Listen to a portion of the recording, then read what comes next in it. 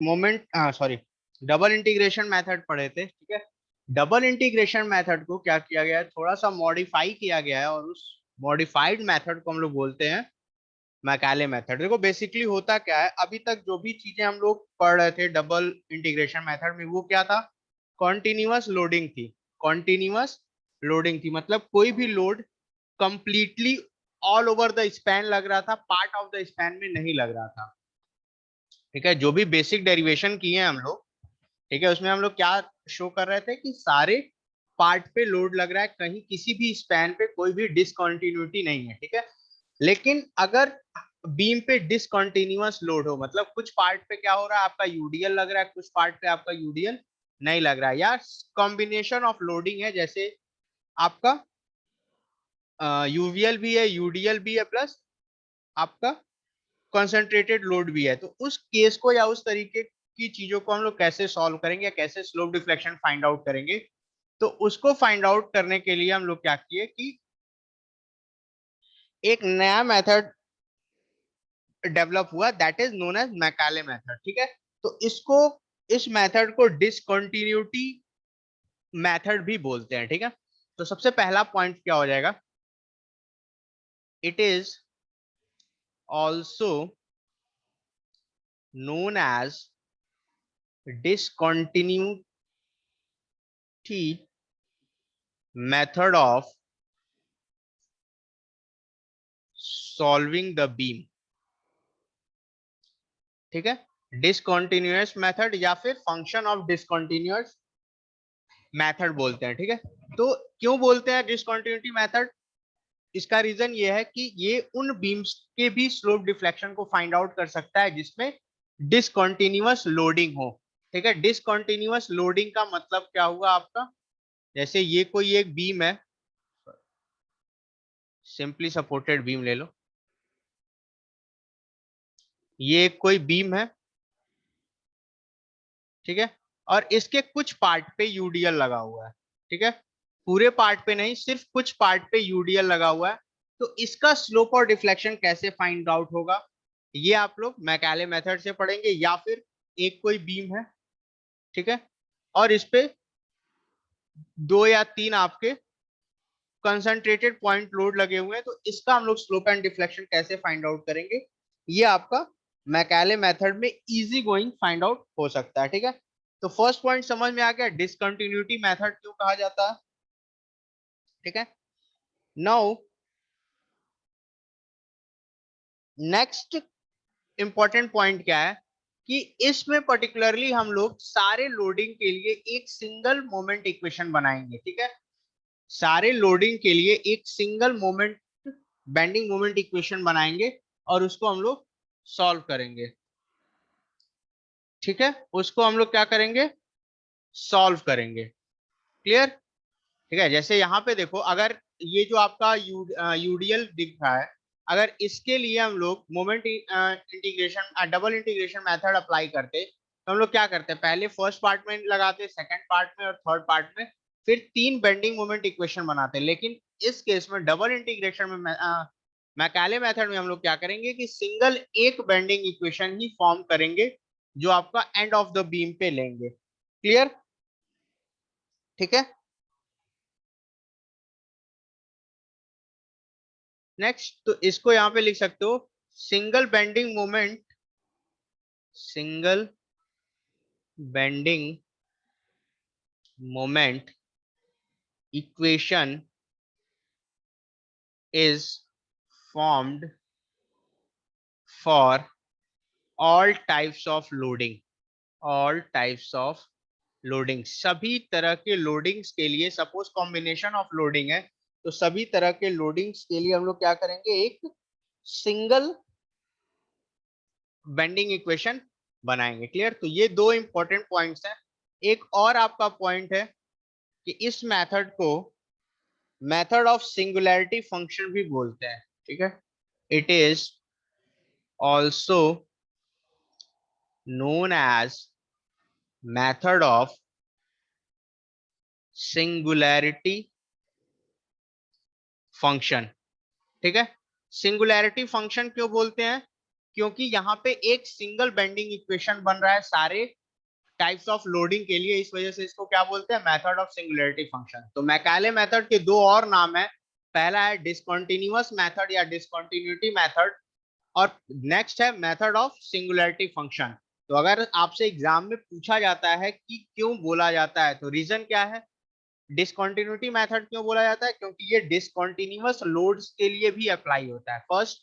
Second, method of singularity function क्यों बोला जाता है, क्योंकि हर तरह के लोड का, ठीक है, हर तरह के लोड्स का अगर कॉम्बिनेशन ऑफ लोडिंग है बीम पे, तो उसकी वजह से एक single equation, bending moment equation form होता है, इस वजह से इसको हम लोग मेथड ऑफ सिंगुलैरिटी फंक्शन बोलते हैं। क्लियर? तो मेन दो इंपॉर्टेंट पॉइंट्स आपके हैं, ठीक है। पहला, ऑब्जेक्टिव पॉइंट ऑफ व्यू से कि आपका ये है डिसकंटिन्यूटी मेथड बोला जाता है और मेथड ऑफ सिंगुलैरिटी फंक्शन बोला जाता है। क्यों बोला जाता है, ये रीजन बता दिया गया है, ठीक है। डिसकंटिन्यूटी मेथड बोला जाएगा ड्यू टू डिसकंटिन्यूअस लोड, और सिंगुलैरिटी फंक्शन बोला जाएगा due to single bending moment equation, ठीक है। तो ऑब्जेक्टिव पॉइंट ऑफ व्यू से ये आपका इंपॉर्टेंट है। इस तरह से तीन क्वेश्चन आपके इस पर्टिकुलर मेथड पे बन सकते हैं ऑब्जेक्टिव। पहला कि मैकाले मेथड के और किस नामों से जाना जाता है, दूसरा डिसकंटिन्यूअस मेथड क्यों बोला जाता है, चार ऑप्शन दे देगा, ठीक है, और मेथड ऑफ सिंगुलैरिटी फंक्शन क्यों बोला जाता है, इसके चार ऑप्शन देगा, उसमें से करेक्ट ऑप्शन आपको चूज करना होगा। क्लियर? ठीक है। अब नेक्स्ट, इस मेथड में होता क्या है, इस मेथड में हम लोग सॉल्व कैसे करते हैं, ठीक है। सपोज हम लोग कोई बेंडिंग इक्वेशन बना रहे हैं, एग्जाम्पल ले लेते हैं, वहां से सब कुछ पता।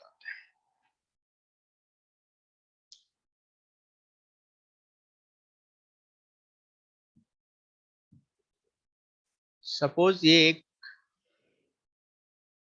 सिंपली सपोर्टेड बीम है और इस पे पॉइंट लोड लग रहा है W1, W2 और W3, ठीक है, W1, W2, W3, ठीक है। ये है आपका A, ये है B, और ये आपका RA हो जाएगा, ये आपका RB हो जाएगा, और टोटल लेंथ L है, ठीक है।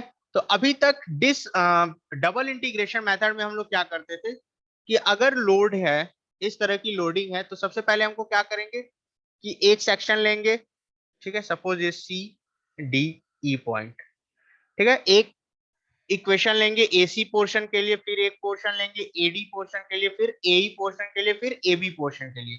तो हर तरह से चार इक्वेशन बना के हम लोग क्या करेंगे, सॉल्व करते थे। लेकिन मैकाले मेथड में क्या होता है कि एक सिंगल इक्वेशन फॉर्म होगा एट द एंड, ठीक है, जहां पे लास्ट लोडिंग आपकी खत्म हो रही है, ठीक है, जहां पे आपकी सबसे लास्ट लोडिंग खत्म हो रही है वहां, उसके बाद हम लोग क्या करेंगे, एक सेक्शन लेंगे ए से एक्स डिस्टेंस पे, ए से लेंगे एक्स डिस्टेंस पे, ठीक है। अब अगर इसका इक्वेशन लिखो, that is mx is equal to क्या हो जाएगा, RA into x minus W1 into L, sorry x minus, ये A हो गया, ये B हो गया, ये C ले लो, ठीक है, लोड्स के बीच में डिस्टेंस। तो L यहाँ पे हो जाएगा आपका,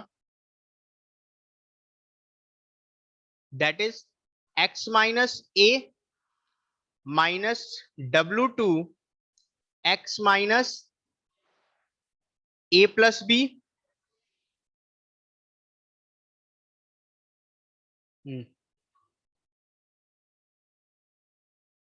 ठीक है, minus W3 x minus A plus B plus C, ठीक है।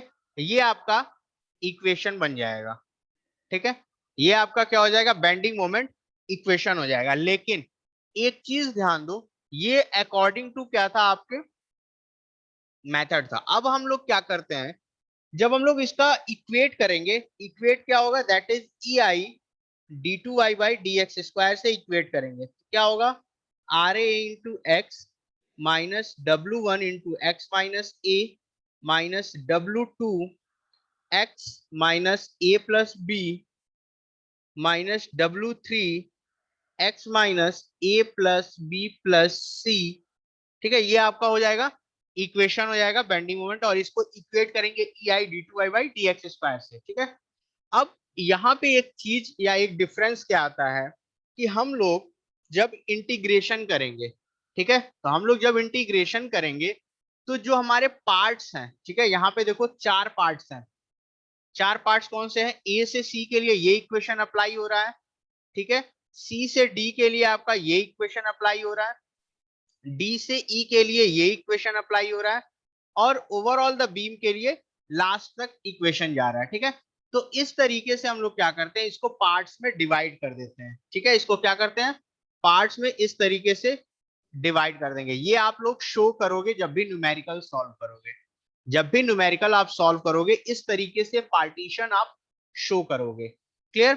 अब देखो बेसिक, अब हम लोग जब इसका इंटीग्रेशन करेंगे, ठीक है, तो डबल इंटीग्रेशन मेथड में क्या करते थे, पूरे इक्वेशन का एक कांस्टेंट लास्ट में ऐड होता था।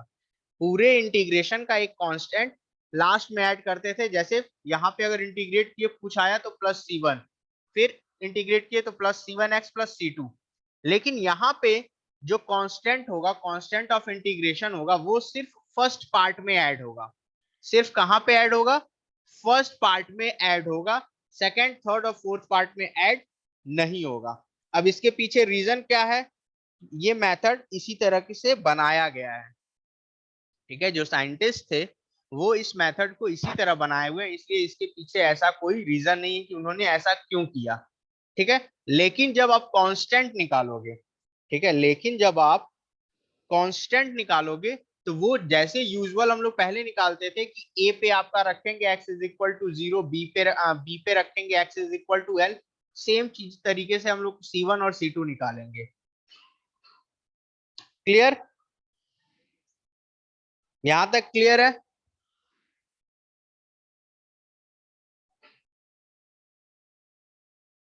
ठीक है, तो एक एग्जाम्पल क्या है आपका, एग्जाम्पल दिया हुआ है, a simply supported beam, a simply supported beam as shown in figure, shown in figure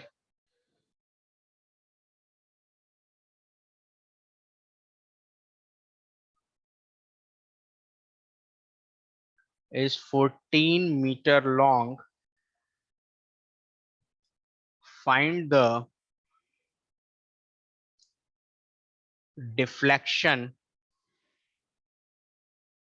under the load, under the load of 90 kilonewton and 60 kilonewton,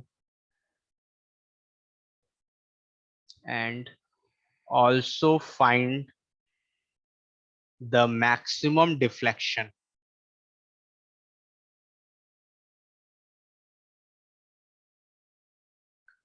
clear? ठीक है, अब एक जो बीम है आपका,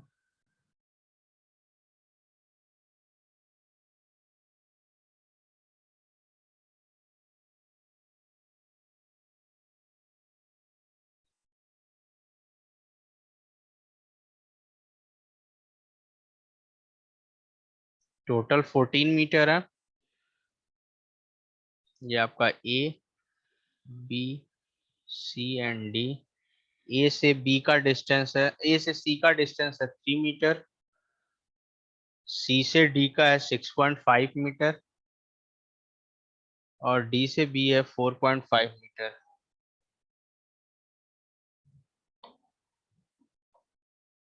ठीक है, ये आपका क्वेश्चन है।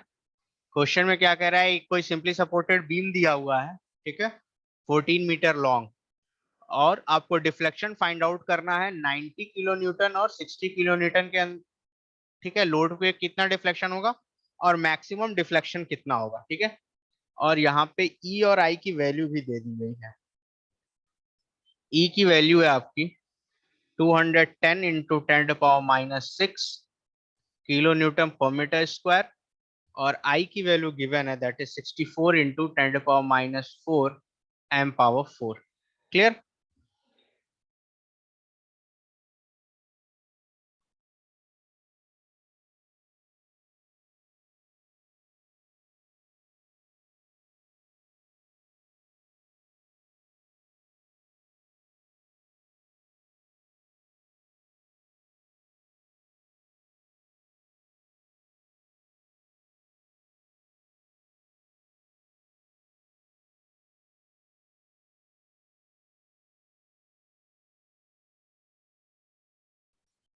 ठीक है, अब इस क्वेश्चन को सॉल्व करना है तो सबसे पहले हम लोग क्या फाइंड आउट करेंगे, आर ए और आरबी की वैल्यू फाइंड आउट करेंगे।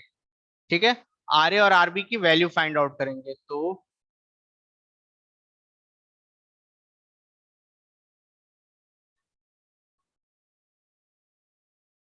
तो सबसे पहले R A plus R B is equal to हो जाएगा 150 किलो न्यूटन, और मोमेंट अबाउट ए ले लो। ठीक है, तो क्या हो जाएगा, R B into 14, moment about A, that is rb into 14 is equal to 90 into 3 plus 60 into 9.5 is equal to 840। तो rb की वैल्यू आ जाएगी यहाँ पे 60 और ra की वैल्यू आ जाएगी 90 किलो न्यूटन। ठीक है, तो ra और rb की वैल्यू कैलकुलेट हो जाएगी। बेसिक मैकेनिक्स है, ये सभी लोगों को पता होगा। ठीक है, अब हम लोग क्या करेंगे, अपना एक सेक्शन लेंगे। ठीक है, तो हम लोग जो सेक्शन लेते हैं वो सेक्शन कहाँ पे होगा आपका, लास्ट बीडी सेक्शन पे, एक्स एक्स, और ए से ये कितने डिस्टेंस पे है, एक्स डिस्टेंस पे। ठीक है, तो यहाँ पे लिख लो, assume a section x x at a distance of x from a. ठीक है, अब हम लोग क्या करेंगे, एम एक्स निकालेंगे। तो एम एक्स क्या हो जाएगा, R A into x minus 90 into x minus 3 minus 60 x minus 9.5। ठीक है, तो एम एक्स क्या हो जाएगा, 90 into x minus 90 into x minus 3 minus 60 x minus 9.5।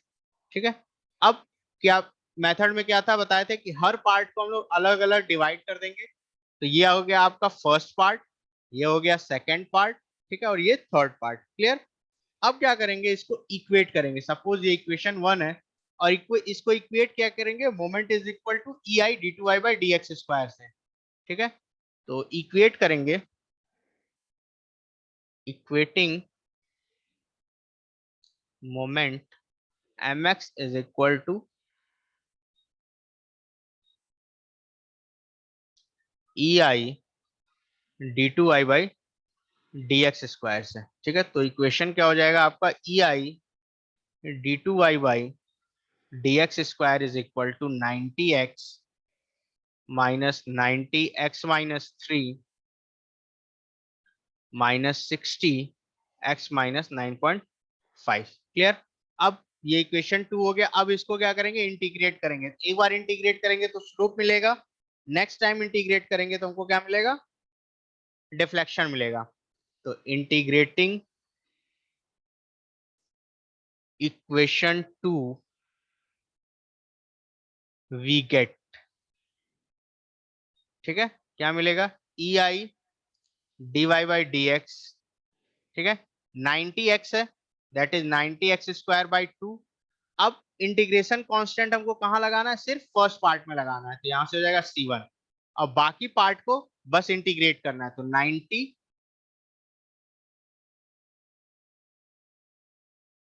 x minus 3 का होल स्क्वायर बाई 2, और यहां पे हो जाएगा minus 60 x minus 9.5 whole square by 2। ठीक है, तो इसको फर्दर सॉल्व करो, तो e i d y by d x is equal to 45x square plus c1 minus 45x minus 3 का whole square minus 30x minus 9.5 का होल स्क्वायर। ये हो गया इक्वेशन 3। और इक्वेशन 3 आपका क्या है, स्लोप इक्वेशन है। इक्वेशन 3 क्या है आपका, स्लोप इक्वेशन है।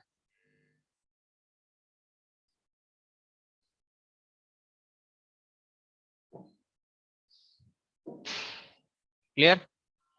तो यहां तक तुम लोग क्या करो, स्क्रीनशॉट ले लो, क्वेश्चन का स्क्रीनशॉट ले लो।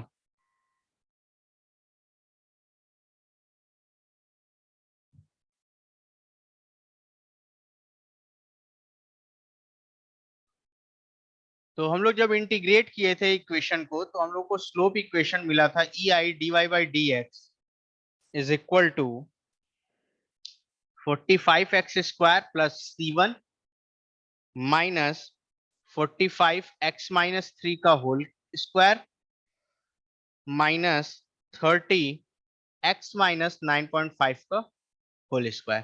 क्लियर? तो ये हमारा स्लोप इक्वेशन आ गया था, दैट इज इक्वेशन नंबर 3। ठीक है, ये हमारा स्लोप इक्वेशन है। अब नेक्स्ट अगर इस इक्वेशन को हम लोग फिर से इंटीग्रेट करते हैं, इस इक्वेशन को हम लोग फिर से इंटीग्रेट करते हैं तो हम लोग को क्या मिलेगा? डिफ्लेक्शन इक्वेशन मिलेगा। तो इंटीग्रेटिंग इक्वेशन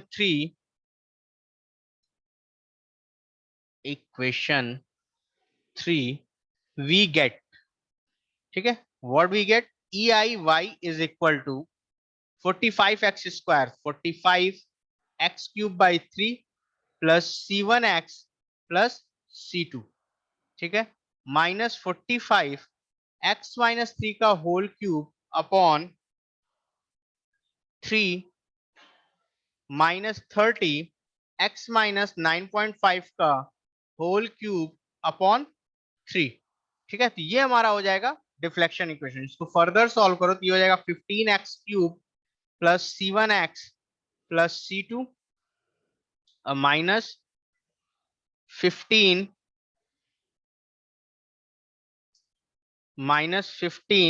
x-3 का whole cube and minus 10x-9.5 का होल क्यूब। ये हो जाएगा आपका इक्वेशन नंबर 4। और ये क्या होगा? Deflection equation. ये क्या होगा आपका? डिफ्लेक्शन इक्वेशन होगा। क्लियर? अब हमारे पास दो चीजें हैं, दैट इज कांस्टेंट निकालना है C1 एंड C2। ठीक है, हम लोग को क्या निकालना है? कांस्टेंट निकालना है C1 एंड C2। ठीक है, तो C1 एंड C2 कांस्टेंट निकालने के लिए हमारे पास बाउंड्री कंडीशंस हैं। ठीक है, बाउंड्री कंडीशंस। तो आपकी बीम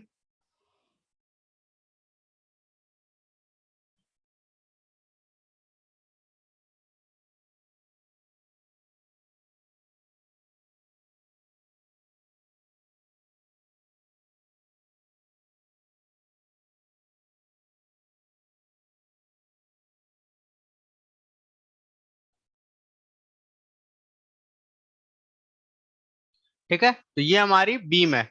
अब हम लोग को क्या फाइंड आउट करना है? बाउंड्री कंडीशंस फाइंड आउट करना है। ठीक है, तो बाउंड्री कंडीशन देखो, सिंपली सपोर्टेड बीम है, अगर x इज इक्वल टू 0 है, x इज इक्वल टू 0 है तो डिफ्लेक्शन क्या होगा? 0 होगा। ठीक है, सिंपली सपोर्टेड बीम पे या फिर सिंपली सपोर्टेड बीम के केस में जो सपोर्ट्स पे डिफ्लेक्शन होता है वो क्या होता है? 0 होता है। ये हो गया first boundary condition. And the second boundary condition, x is equal to 14 metre रखेंगे तब भी आपकी डिफ्लेक्शन क्या होगी? 0 होगी। तब भी हमारी डिफ्लेक्शन क्या होगी? 0 होगी। तो हम इन दो बाउंड्री कंडीशंस की हेल्प करके हम लोग क्या फाइंड आउट करेंगे? C1 and C2 find out करेंगे। ठीक है, तो अब फॉर फर्स्ट बाउंड्री कंडीशन, पहला boundary condition low,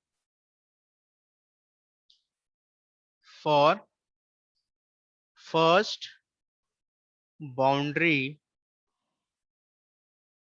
condition x is equal to 0 and y is equal to 0, put these values in equation 1, sorry, in equation 3। Equation 3 हमारे पास क्या था? E I y is equal to 15x³ plus C1x plus C2, 15x³ plus C1x plus C2 minus 15x-3 का whole cube minus 10x-9.5 का whole cube. ठीक है, अब यहां से x की वैल्यू 0 पुट करो, y की वैल्यू 0 पुट करेंगे तो what we get, C2 is equal to 0। यहां से हमको क्या मिलेगा? C2 is equal to 0. Clear? Now for second boundary condition, for second boundary condition, ठीक है, that is x is equal to 14 metre, y is equal to 0।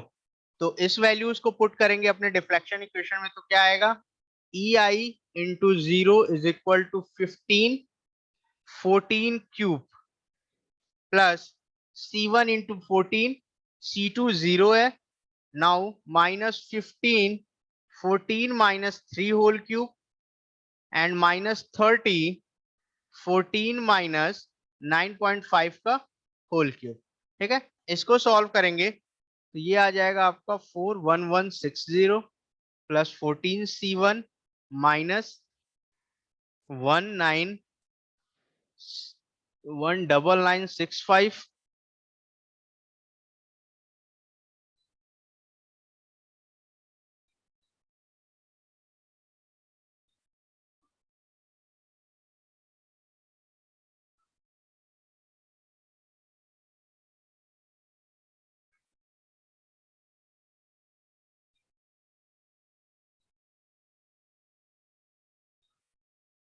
ठीक है, C1 की वैल्यू आ जाएगी माइनस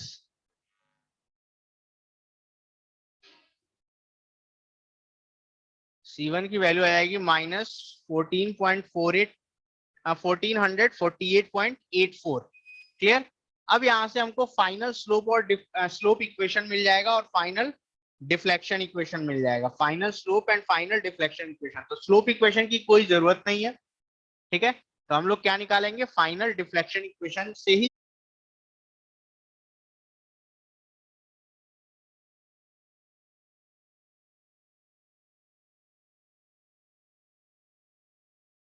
ठीक है, देखो हमारा फाइनल डिफ्लेक्शन इक्वेशन क्या था, e i is equal to 15x³ minus 1448.84x minus 15x minus 3 का whole cube minus 10x minus 9.5 का होल क्यूब। ठीक है, अब नेक्स्ट हम लोग को क्या फाइंड आउट करना है, आपका x इज इक्वल टू 3 पे, that is for load 90 kilo Newton के अंदर डिफ्लेक्शन कितना होगा। ठीक है, देखो इसके लिए, ठीक है, पर्टिकुलरली इसके लिए हम लोगों को सिर्फ फर्स्ट पार्ट ही कंसीडर करना है। क्यों कंसीडर करना है फर्स्ट पार्ट, क्योंकि जो आपका लोडिंग है 90 किलो न्यूटन, वो आपके फर्स्ट पार्ट के बाद उसका कोई भी वैल्यू या कोई भी कंसीडरेशन नहीं है। ठीक है, फर्स्ट पार्ट के बाद सेकंड और थर्ड पार्ट का कोई भी कंसीडरेशन नहीं है, क्योंकि हमको जो डिफ्लेक्शन फाइंड आउट करना है वो 90 किलो न्यूटन में ही फाइंड आउट करना है। ठीक है, तो यहां से डिफ्लेक्शन की वैल्यू जो होगी वो हम लोग लिखेंगे ई आई y is equal to 15 3 cube minus 1448.84 into 3। ठीक है, अब ये आपका वैल्यू हो जाएगी, दैट इज ये हो जाएगा आपका 405 माइनस 4346.52। क्लियर, ये वैल्यू आएगी माइनस 3941.52 ई आई वाई की वैल्यू। यहां से आप y कैलकुलेट करोगे, दैट इज माइनस 3941.52 अपॉन ई की वैल्यू गिवन है, that is 210 into 10 to 6 and I की वैल्यू है that is 64 into 10 to the power -4। Clear, यहां से आपका डिफ्लेक्शन आ जाएगा that is -2.93 mm।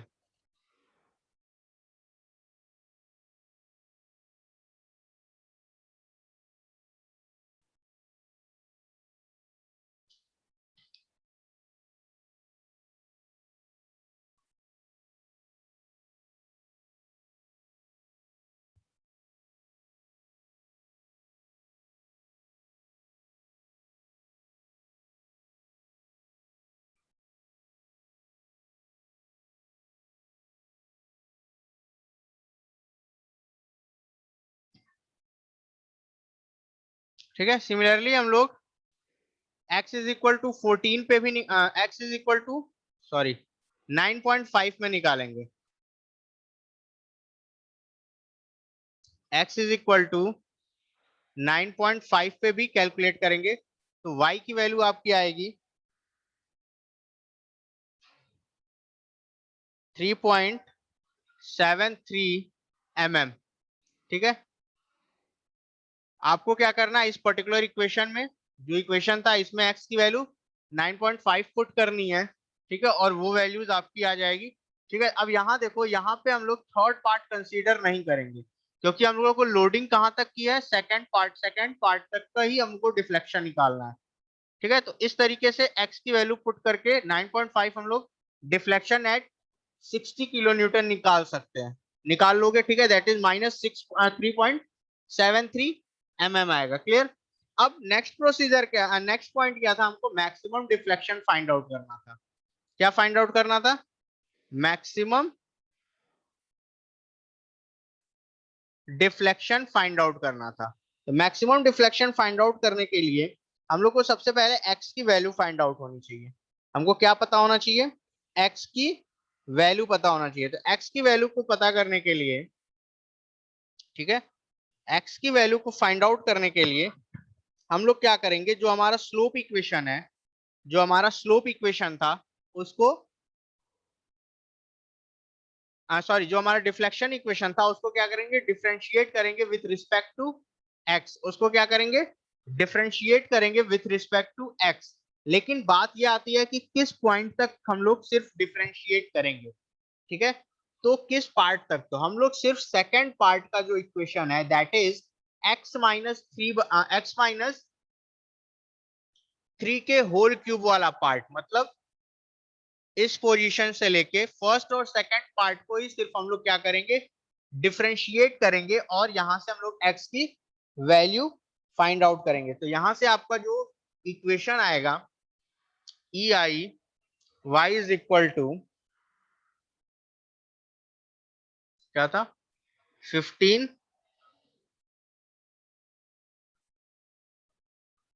x cube minus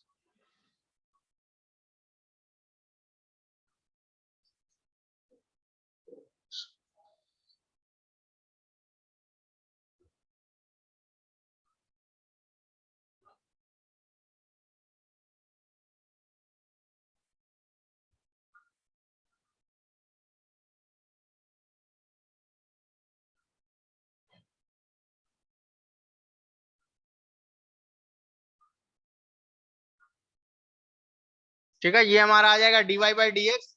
और फॉर मैक्सिमम और मिनिमम हम लोग इस इक्वेशन को क्या करेंगे, जीरो पुट करेंगे और इसको फर्दर सॉल्व करेंगे हम लोग। तो ये वैल्यू आपकी आ जाएगी दैट इज 6.87 मीटर, मतलब 6.87 मीटर पे आपका डिफ्लेक्शन जो होगा वो क्या होगा, मैक्सिमम होगा। ठीक है, तो x की वैल्यू 6.87 पुट करके हम लोग क्या करेंगे, मैक्सिमम डिफ्लेक्शन फाइंड आउट कर लेंगे। तो put x is equal to 6.87 meter and the maximum deflection is equal to EI max is equal to 15 into 6.87 whole cube minus 1448.84 into 6.87 minus